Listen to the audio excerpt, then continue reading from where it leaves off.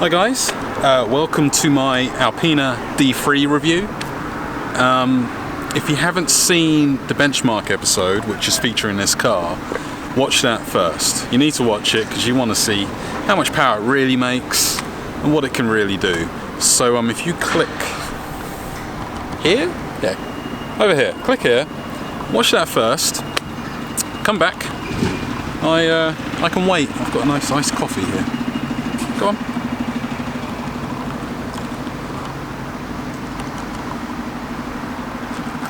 It's fine. Go on. Check it out. I'll be here.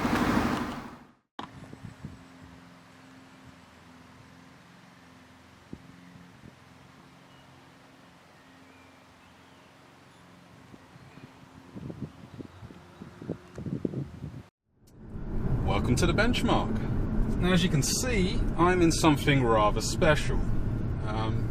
Now, from there, it may look like it's just a regular BMW.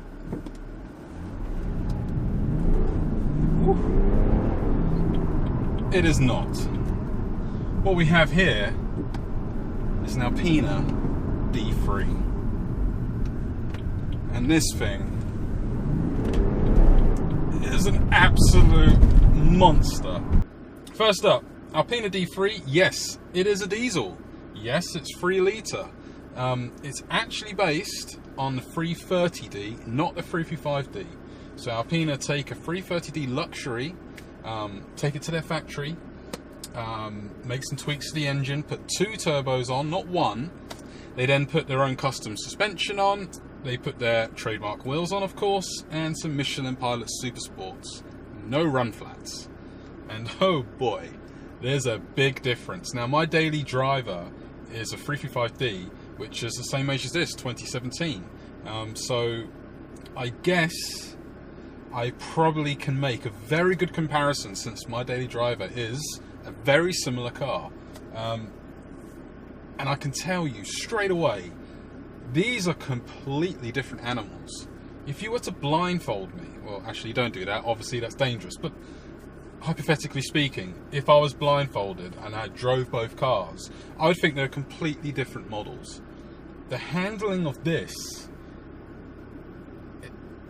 it is mind-blowing. And it sounds like I'm exaggerating, I'm not. It is incredible. It feels like a sports car. It feels like a lightweight hot hatch. It is so light on its feet. The suspension changes they've made, the anti-roll bars, the tyres, all together just make this into an incredible machine, a precision instrument. I love driving it, and it's so easy to drive and control. Despite the fact that this is rear-wheel drive, this is not X-drive. So my 355D can put its power down all day long because it's 4-wheel drive. 330Ds tend to struggle because they're rear-wheel drive. You'd think that with this having 350 horsepower and 700 newton meters of torque and being driven via the rear wheels, you would think it wouldn't be able to grip. But it does. And without much interference or traction control, it just grips and goes. Believe me, I have tried to catch it out a few times. There have been moments where I've intentionally kind of put my foot down, expecting there to be a little bit of a kick, but it doesn't do it. It just squats and goes. So let's go for a little drive. Hopefully the microphone can deal with it. At the moment, I'm not even on the road. And then that's another thing. The comfort, the ride comfort, is better than my 355D. Now my 335, let's call it a 35D, because I hate saying 335. So my 35D is a very comfortable machine. Very comfortable. It's lovely. So is this. I'm on a fairly bumpy road right now, and I've got 20-inch wheels with borderline slick tyres, right? These Michelin Pilot Super Sports are track tyres. And I've got firm suspension, and it kind of floats. Now I'm in comfort mode. When you put it into Sport Plus, it does firm up, but even then, not much. So let's have a bit of fun here.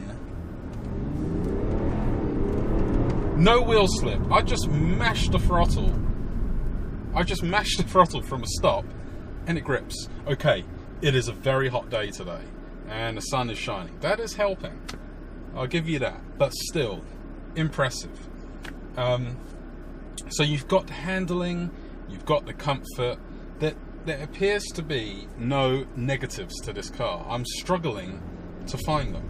I really am. I'm struggling to find any negatives. I guess I could come in. Let's talk about the engine for a second. Okay, so the engine is not the same as the 35D. Okay, they are actually very different. So if you think this is just a 35D of a remap, it's bloody amazing, this thing.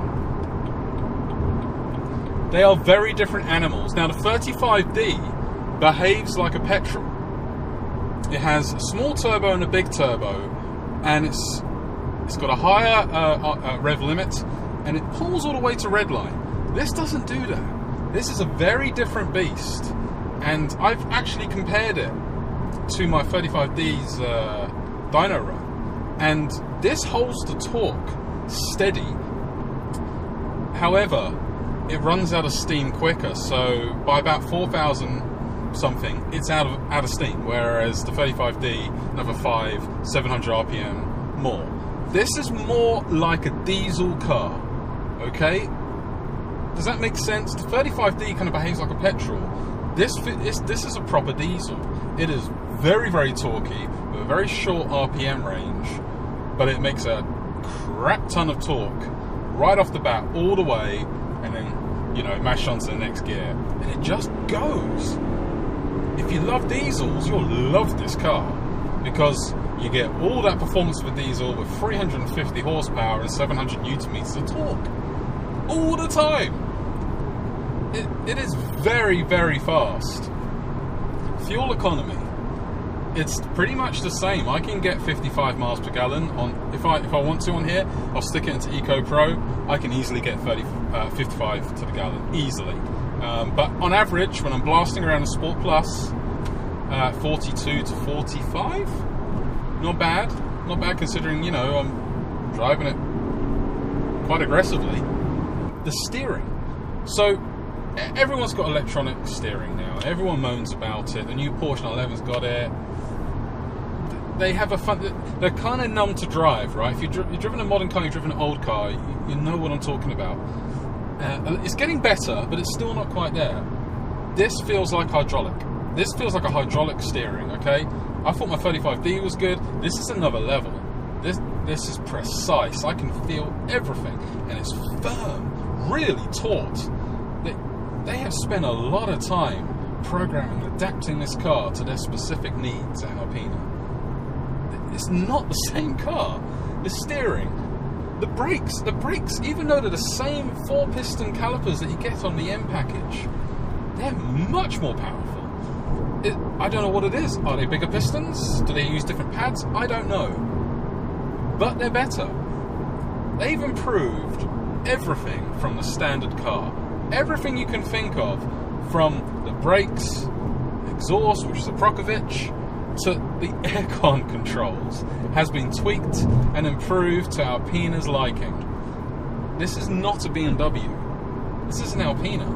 And oh god, it's so good. It is a naughty car. It really is. And I can honestly say this is one of the best cars I've ever driven in my life. Honestly, one of the best things I've ever been in. And I've been in a lot of cars. This is incredible. It gets... I don't know what they do at Alpina, but they know what they're doing. And the M division at BMW need to pay attention, because these guys do a much better job. A much better job. You may remember Autocar, they did that review where they put the M3 against the D3. You know what? I'll put the link in the description. Watch it. It's a couple of years old, but it's important because they came away saying the D3 was a better car in every way. And they're right. They are right. I would have this over an M3 any day. Most people don't bat an eyelid at it. And I like that. I like that. Understated, very understated. You got the quad exhaust, you got the 20-inch wheels, but most people don't notice that.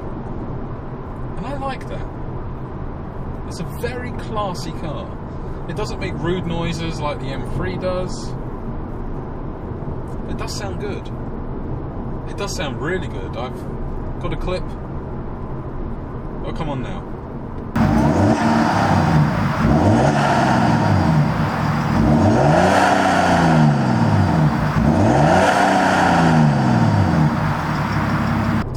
You're back? Cool. Right, so what else? It's economical. It's very fast. It handles amazingly. It's very comfortable. What else could you possibly need in the car? I'm sorry if you're in America or in another country where you can't get these. Maybe Alpina will bring it over, and if they do, and you've got the money for it, you will not regret buying this car. You will love it. This is not a car. Most people keep a car for 2 to 3 years and get rid of it. I'm guilty of that, okay? This is a car you buy for life. This is a life car. So some tech facts, okay? The radiator on this car is 30% bigger than the standard 3 Series. There's an extra oil cooler. Again, additional to what the standard car comes with. They set this car up as if it's going to a hot country. So I don't know if you know this, but I found this out.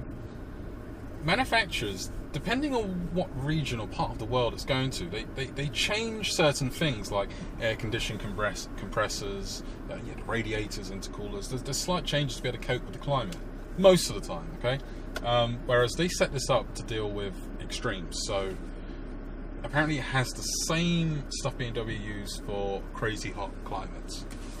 And I think the aircon is larger, because the aircon in my 3 Series is rubbish. It's actually really bad. Brand new car.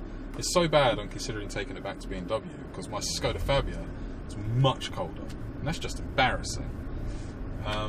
Whereas this is very, very cold. But both these 3 Series are the same age. I think the aircon unit that they use on this is different. So I'm absolutely loving this car. I'm finding excuses to go out in it, and that's a good thing. I haven't had that buzz since I had a brand new Golf GTI, and I was so excited. It's given me that. It's given me that, and that's nice. That's lovely. So let's have a look inside the cabin to see what makes it different from a standard 3 Series.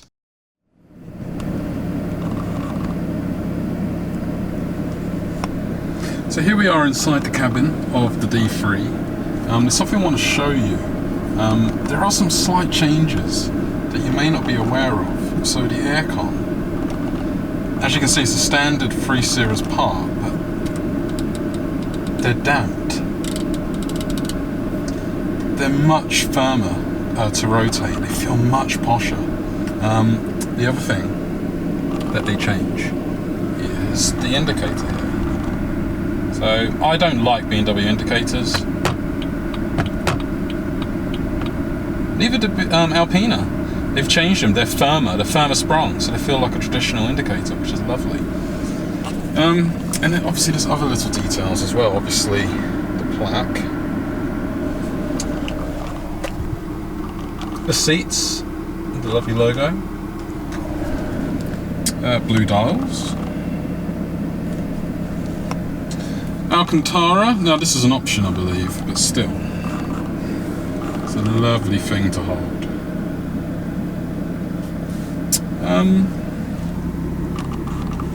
Other than that, it's pretty much standard 3 Series, but that's not a bad thing.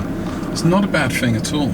It's a lovely cabin, it really is, and the small subtle changes that they have made to the buttons and the switchgear just elevate it to another level. I really like being in here. Hey guys, it's me, day 3 with the Alpina.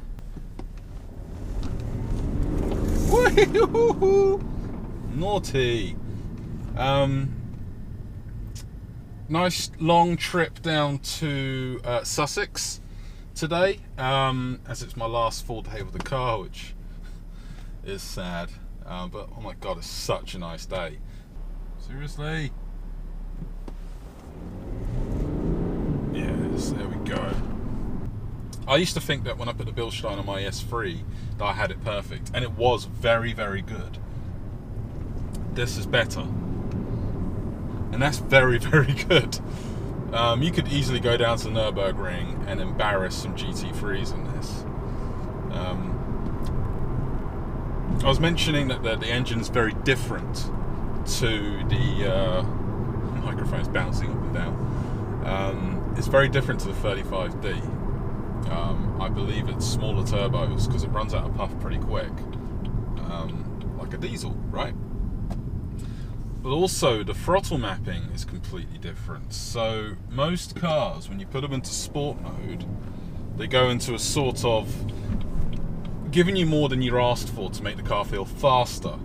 Okay, okay, for instance, I put my foot down half and it's giving me 80% of the power. Maybe you don't know this, but a lot of cars do that, especially in their sport modes, and in some tuners out there when they map cars, not naming names, they do that quite aggressively too. So you think the car's much faster than it is, and then when you finally put your foot all the way down, you're like, where's the rest? I had that problem before.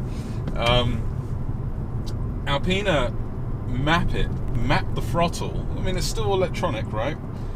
But they map it so it's linear, and I love that.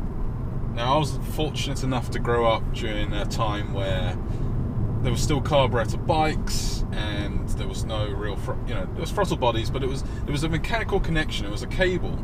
There was a cable connected, and I remember when I had a Hornet 600, and that was old school carburetors, cable, throttle, right? Old school, and I test rode the new GSXR 600, which was the first bike at that time to have throttle, electronic fuel injection on throttle bodies, and it was like a drive-by-wire thing, and I hated it because it was just inconsistent. It didn't feel natural. Now all cars have that now. But you've gotten used to it, and I've gotten used to it. But getting into this, I felt like I got into a car 20 years ago, which is a lovely, lovely thing.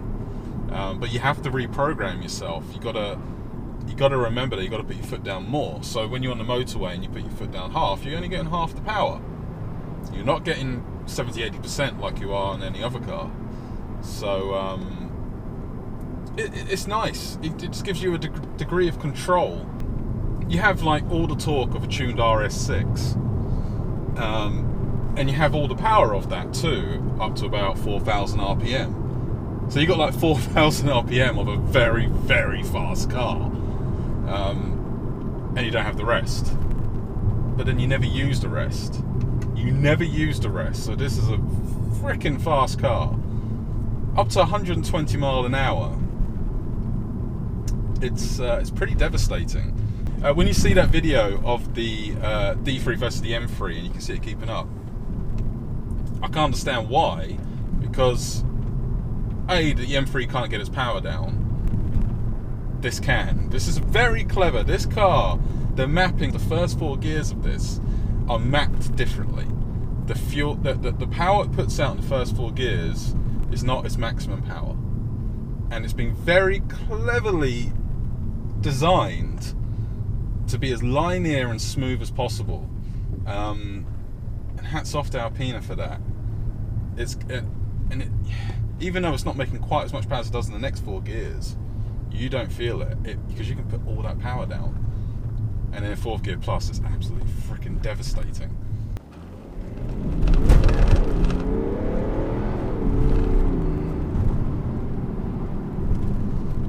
So right there, I just mashed the throttle, okay, from a dead stop on a fairly bumpy road, right, with traction control completely deactivated. And I did that to prove a point. It grips with minimal slip. It's pretty impressive, and it's very easy to control. I'll do it again, watch. So unfortunately, my time with the car got cut short, which was a shame because, as you can probably tell so far, I absolutely love this car. But still, I had it for a good 2 to 3 days, and really got some good use out of it. And I wasn't able to record a summary, so here it is. I don't understand why more of these aren't sold. It is one of the best cars I've ever driven, one of the best performance cars ever. If you're in the market for an M3, S4, performance sedan or performance estate car, you should try this car. Give Sytner a call in Nottingham and just ask. Try it before you buy anything that's even similar to this, because I promise you, if you drive anything back to back with it, you'll end up buying the Alpina. I'll tell you another positive thing about these cars. They hold their value a lot more than pretty much any other performance model. So something to bear in mind. This car is almost perfect in every single way. It's really hard to find a fault. I guess the only fault you could really give it is that it's a diesel. There's a lot of negativity around diesel at the moment, which is unfair. But regardless of what fuel it takes, this is a very fast car, handles beautifully, and it's just a wonderful thing to drive. So I'm giving it 9 out of 10.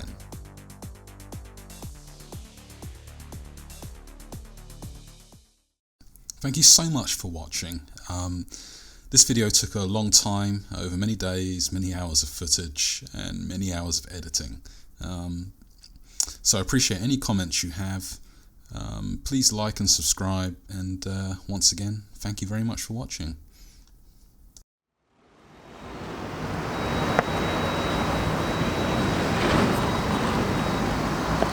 Why are you still here? It's finished. It's over. Go on.